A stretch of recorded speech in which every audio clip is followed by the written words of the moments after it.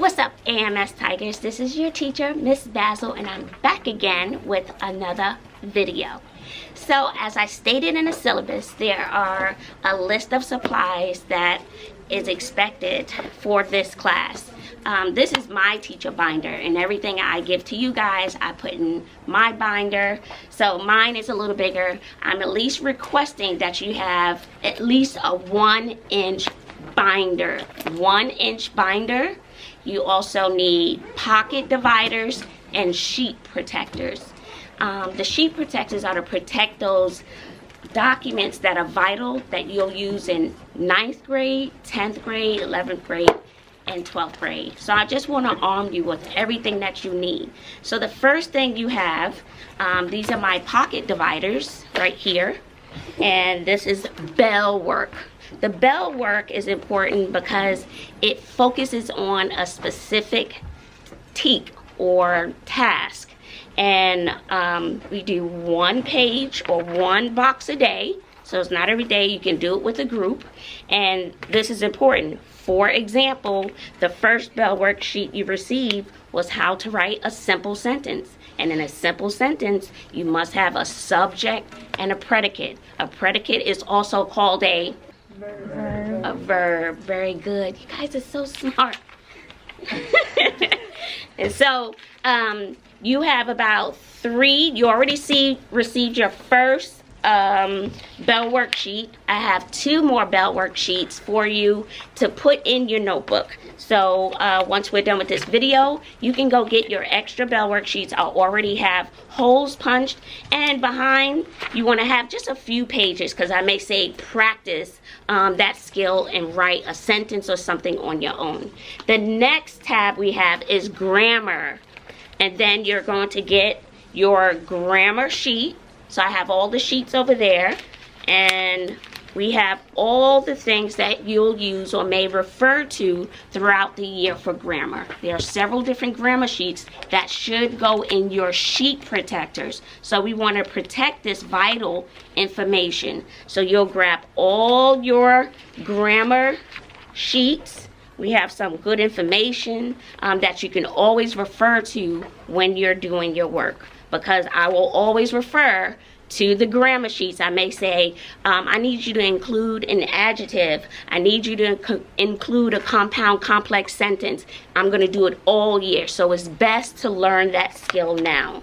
So you'll grab all the grammar sheets, and as you go up there, if you want yours in color, it'll be in Schoology. You can print your own in color, and then have about 3 extra sheets.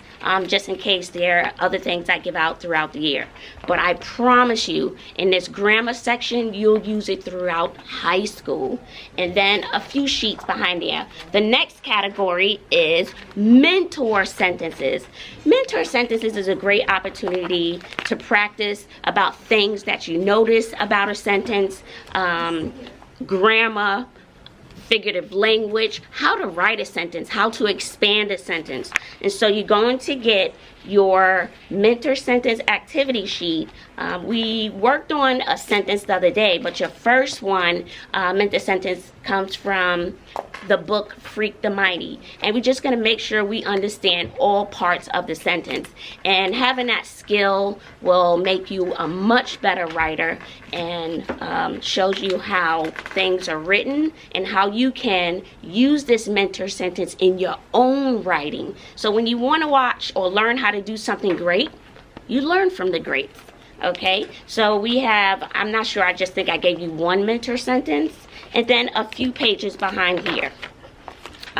So this is for me, this is my information. This is the first mentor sentence we did together in class, so everyone should have that. So as an example. Okay, the next category is writing. In my class, we do a lot of writing. When you're writing, you're reading. The first thing you're going to get, I'll give this out next week, is narrative writing booklet.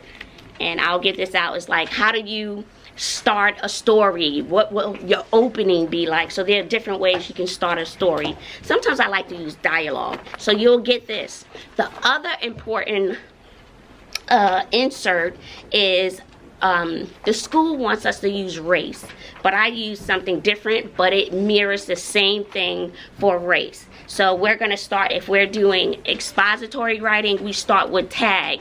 Can anybody tell me what tag is? Title, author, genre. Anybody else tag? Title, author, genre. Because if they don't know what you're writing about, you're telling them. Does anyone remember what comes right after title, author, genre? Premise. No? Claim. Oh yeah. Summary. Summary. So if your reader has no idea what the story is about, you want to give them about 2-sentence summary of what you're going to be writing about before you give your claim. Your claim is you answering the question. Then we have TP Cast. We use that when we're writing poetry to help us break down poetry. This insert right here, I got this from my girls. They had this for 4 years straight.